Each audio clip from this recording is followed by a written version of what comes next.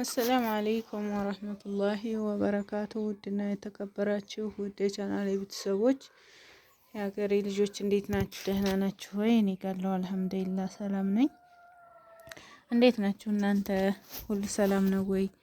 ከኔ ጋለሁ አልሐምዱሊላህ ሰላም ነኝ።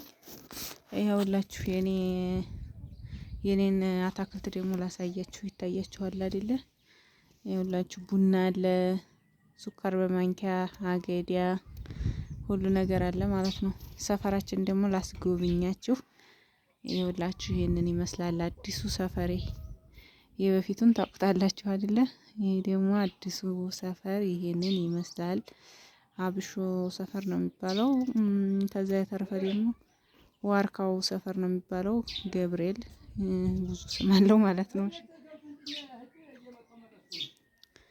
እና ይሄውላችሁ ሰፈራችን እኮ በጣም ደስ ይላል ወላሂ። ማለት ይሄ በዚህ ያለ ሰፈር ይታያችኋል። በዛ ማዶ ገጠሩ አልፎ ምናምን በዙ ይሄ እንዳለ ሰፈሩን አልፎ ይውጤፉ ምናምን ሁሉ ይታያችኋል። በጣም ነው ደስ የሚለው ማለት ነው። ማዶ እንግዲህ ማን እንደሚባልም ባላቅም በዛ ማዶ ያለው ርመቲ ነው የሚባለው። በዚህ ደግሞ ይሄን ወንዙን ተሻግሮ ነው ወንዝ አለ እዚህ የምታዩት። ይሄ ሁሉ አሁን ጨርሶ የብላን ቦታ ነው ተሽጧል ማለት። ይሄ እህል የተዘራው ያው ሁሉም ትንሽ ስለዘራበት እንጂ ተዘርቶ ተሽጦ አብቅቷል ማለት ነው። በቃ ሰው እኮ እህልም ዘርቶ የሚበላው መሬት የለም እኛ ሀገር ላይ። ገነቴ ላይ በጣም ከባድ ነው።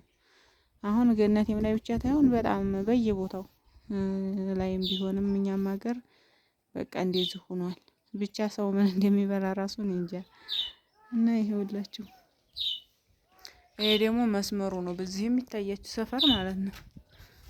ይሄ በዚህ ዋና አስፋልቱ ይታያል ማለት ፎቶ ላይ ምናምን ላይ ያሳያችሁም እንጂ አስፋልቱ ይታያል ማለት ነው። ጥቁር አስፋልት ያኔ ይኸው ሰፈሩ በሰፈሩ መካከል ነው።